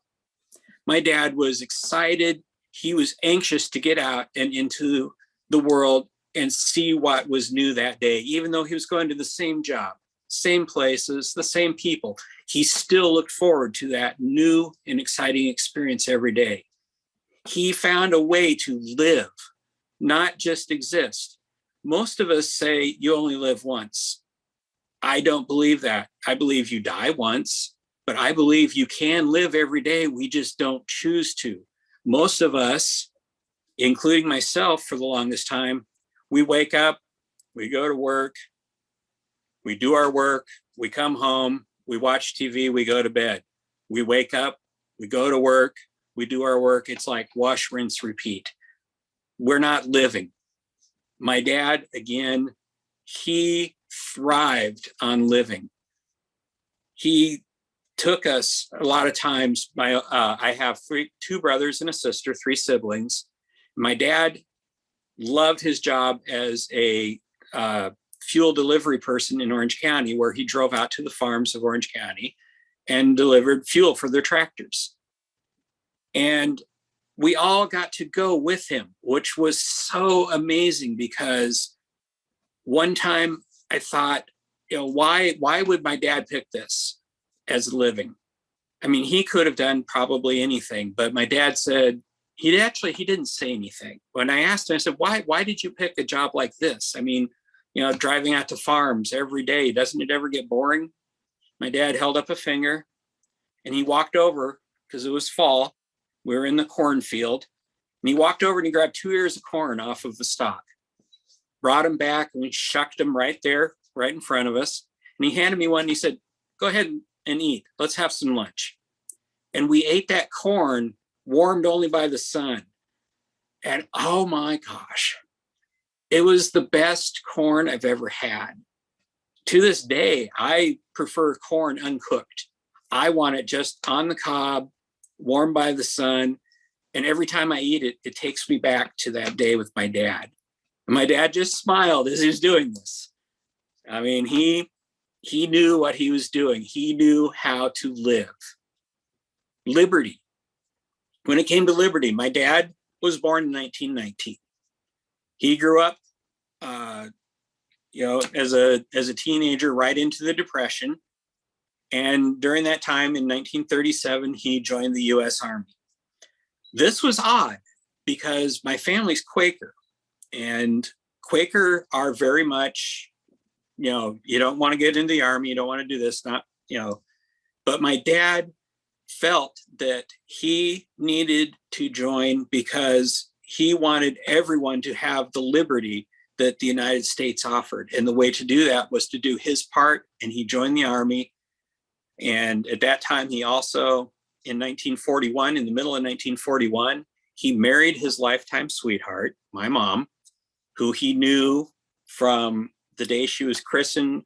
And he knew then that that was just going to be his wife. And in 1941, they had a full military wedding because he finally got his second stripe. He could afford to get married. And also in 1941, he knew that in December, he would be getting out of the Army. Then something really weird happened out in the middle of the Pacific Ocean in a territory called Hawaii. And suddenly my dad was in for the duration.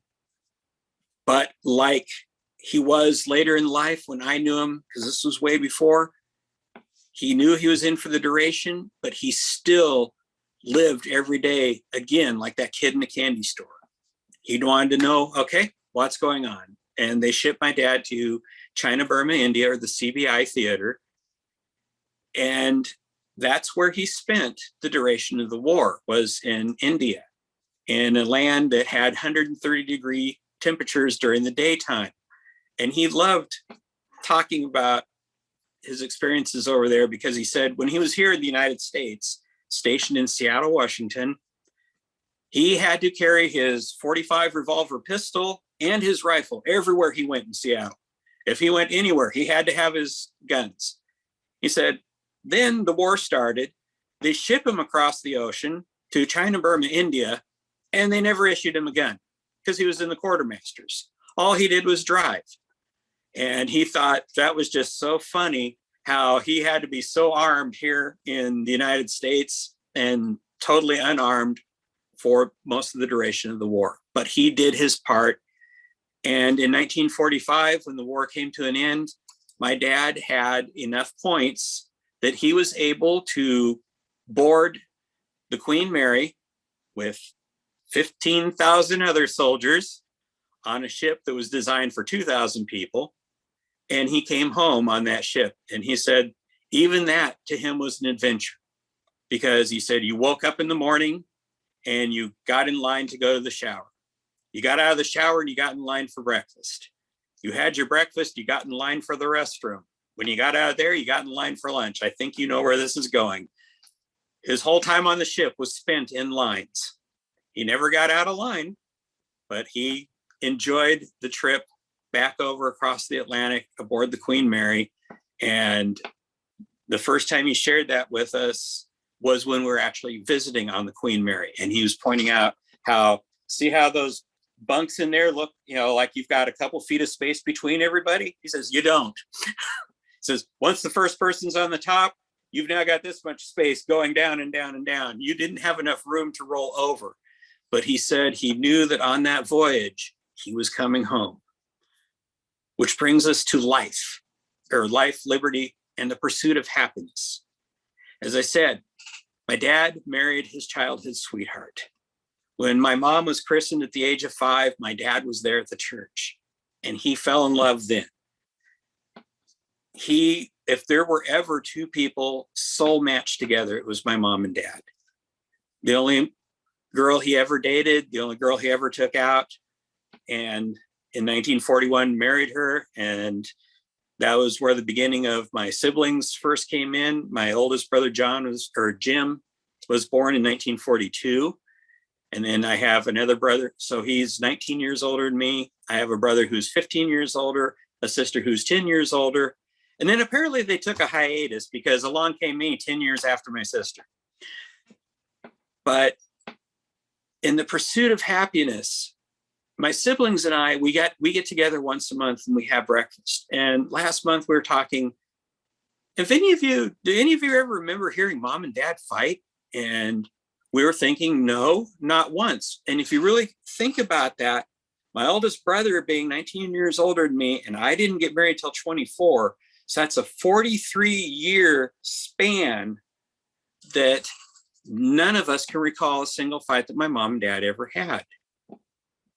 And I came across a videotape fairly recently, and they were, it was at my parents' church. They were talking to my dad about, you know, they were coming up on their 65th wedding anniversary. And they were asking my dad, well, how do you do this? And my dad, in his infinite, don't talk much wisdom, looked over and he said, well, it's like this. My wife is more important than me ever being right. And my wife is the most important thing in the world. And there is success. My dad found out how to have a life of almost 90 years of happiness, almost 67 years by the time he passed on of being married to his childhood sweetheart, the love of his life. And his success was he put everyone else first before him. I'd like to close with the very first speech that I ever gave. This speech first speech I ever gave was not in Toastmasters. It was shortly before I joined Toastmasters. And this was the speech at my dad's funeral. My dad passed away on Christmas Day, 2008. And this was the very first time I ever spoke publicly, by the way. I did not like it then. I'm still not the most comfortable speaking in public, but this was my tribute to my dad. What a wonderful Christmas present. My dad woke up on Christmas Day, standing on two strong legs, looking at the gates of heaven with eyes that no longer needed glasses. And I'm sure St. Peter was there, and he came to my dad and shook his hand and said, "Welcome home, Don." And we'll get back to that scene in a moment. If you knew my dad, you would know that he was a very strong Christian. And I don't mean a Sunday Christian by any means of the word. My dad was a everyday Christian, and he carried on literally conversations with Jesus every single day. My brothers and I, my sister, we knew that this was Dad. We knew when we went on that truck with him, my dad would be singing hymns. He would be talking to Jesus, as he was driving down the road, and he was an unafraid Christian. And growing up, we knew that every morning when we woke up, we could come out to we had a wall furnace right by our kitchen, and we'd wake up in the winter and we go and sit in front of that to get kind of warm. And we all knew that if we looked around the corner at 5:30, my dad would be there having breakfast, and he would be having his toast, 4 slices of butter on it, applesauce on top of that, and then some raspberries. He'd have a cup of coffee, and he'd be reading the most well-worn Bible you could ever imagine. But more than that, all 4 of us knew that if we went up to him, he would never say, "Not now," or "Come back later." He would pick us up and set us down in his lap, and he would read the Bible to us. My dad drove a gas truck for a living, delivering to farmers in Orange County, and some of my favorite memories are going along with him, as I told you before. I talked about, going out and taking that ear of corn, eating it right there in the field, but that wasn't the only thing. We went to strawberry fields when it was strawberry season and had the most wonderful fresh strawberries you could ever have. My favorite moments are literally biting into strawberries that were just so juicy, they were messy. And then seeing my dad smiling as he watched us, all of us growing up, and saw the joy that we had sharing in his life. I knew that my dad could have gotten any job he wanted when he got out of the military. He was a master tech sergeant. He could literally take engines apart and put them back together blindfolded. But when we asked him why he didn't do that, it would have paid so much more. His answer was, "True, but I couldn't take you with me if I did that." And we learned so much about how he cared. I never did see, again, my parents getting mad at each other. And I also never saw my dad get mad. And again, my dad drove a truck in Southern California in the same traffic that you and I drive in, with the same idiots all around us. And where I would blow it, and I would give all kinds of hand gestures involving very few fingers and the works, my dad would sit there and he'd shake his head, and then he would offer up a prayer for that person. And it's like I said, so many of us, I remember there was an age where we all wore those WWJD bracelets. What would Jesus do? And I was thinking, if they only knew my dad, they could watch him, and his would actually, instead of saying, "What would Jesus do?" his bracelets would said, "Watch what Jesus did." I mean, it was just amazing to watch the faith of this man. Now back to that opening scene, Christmas Day. Christmas Day, 2008.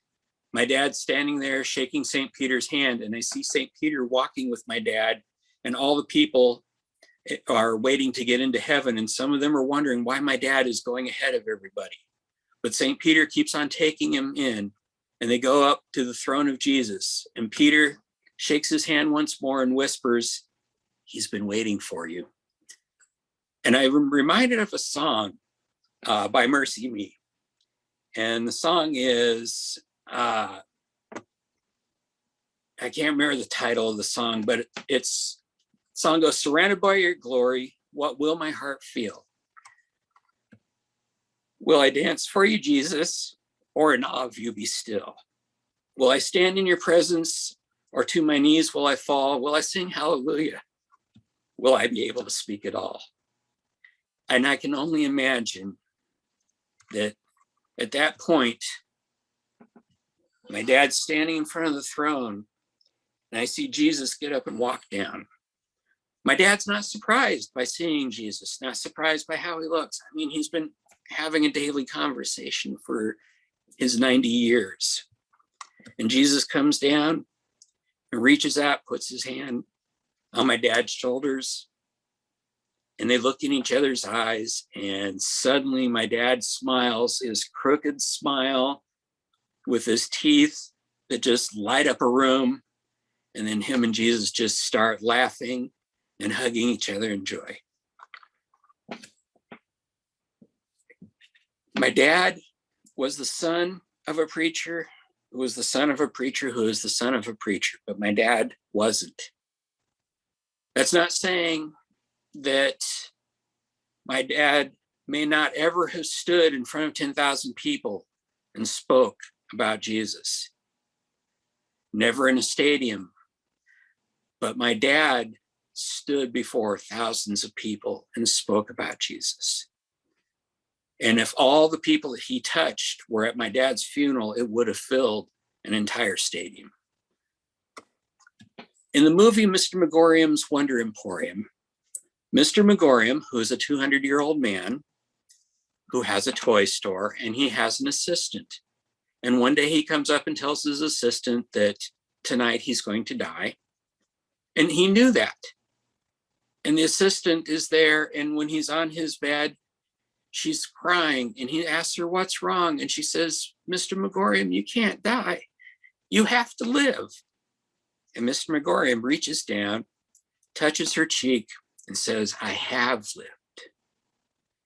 That's my dad. He took life, liberty, and the pursuit of happiness, and he owned them more than anybody I have ever known. That was my father, the most successful man.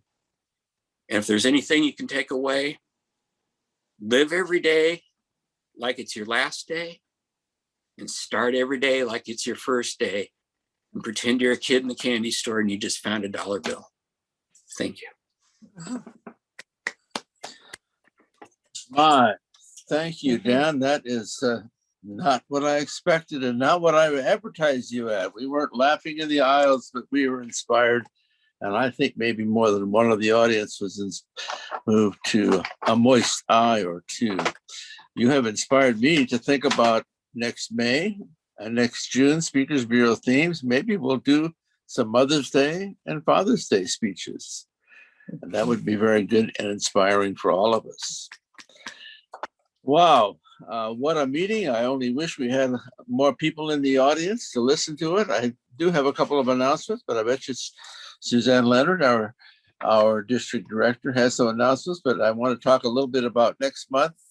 We have Jose Presidiano, I think, is supposed to give a speech called America the Beautiful, and I really am looking forward to hearing that one myself, because I know a little bit of the background.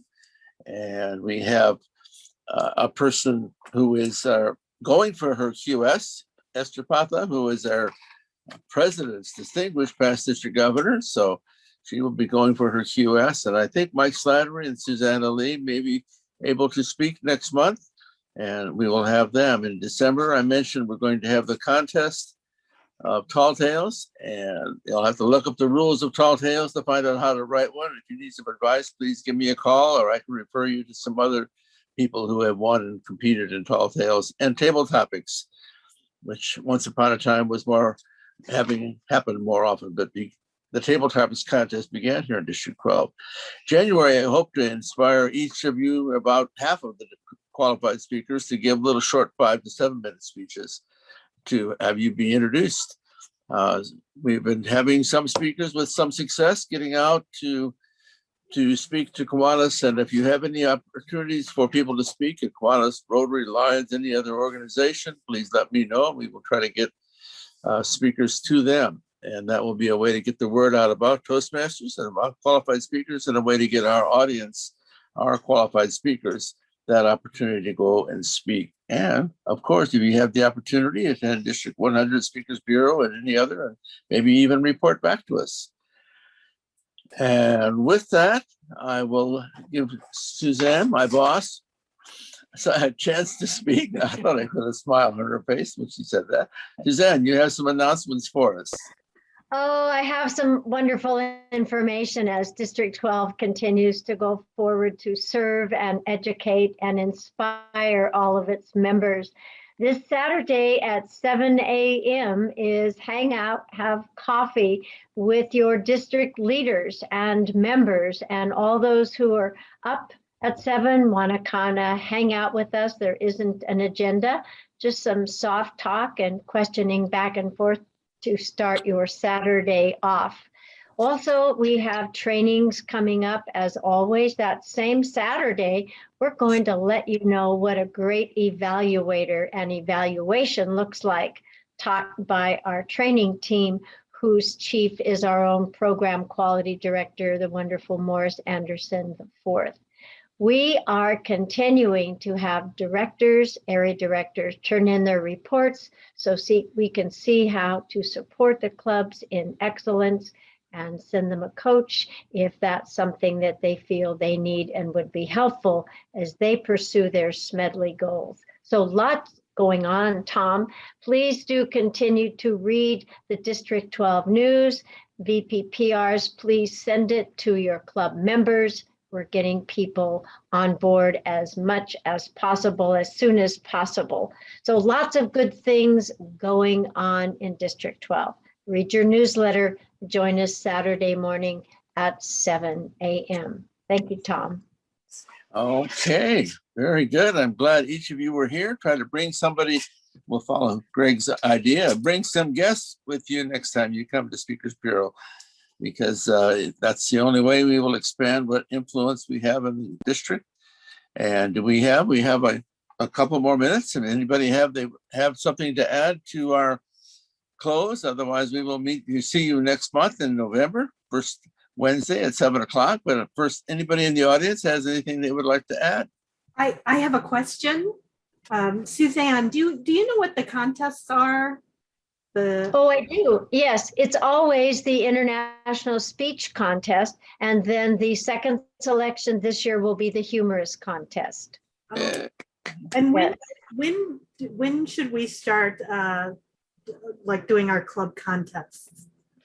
Anytime. You can start doing them anytime, and it will be published soon in your District 12 newsletter, the area and the division and the director dates. And all of those, of course, because we are following Toastmasters International Guidelines for Health and Safety, all District 12 events throughout this year and next year will be virtual events. So that would include our speech contest, because those are district events, as well as our upcoming DECs and our DCM meeting in May, when we elect our officers and do district business. So clubs can have it your way, but district events will be held virtually for your health and protection. Yes, Suzanne, I had a question. I understand that the international is going to be virtual and physical this year. No, it is not. No, It is okay. going to be virtual. Virtual. Yes, yes. Thank you. You're welcome. I heard it was going to be in Tennessee, and I said, "Oh my goodness." Oh, Okay. that's not me. That's not District 12. No, That's- no, I'm sorry. I didn't mean to say district. I meant international. Okay. International. Yeah. We have some that- meetings. I know you said some meetings are meeting in blended fashion, and I know that Yes. one of our places that we send speakers out, there's a Kiwanis Club that is actually meeting in person. And so our most recent speakers are speaking in person at Canyon Crest Country Club. Suzanne Strauss, one of our QSs, spoke yesterday.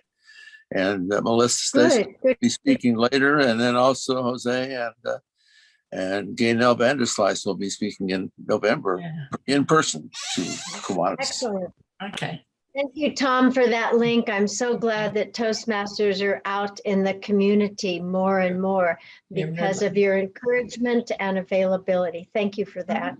Yeah, if anybody in the audience knows of organizations that need programs, have them contact me and I will make sure that our speakers can get out, whether it's by Zoom or whether it's in person.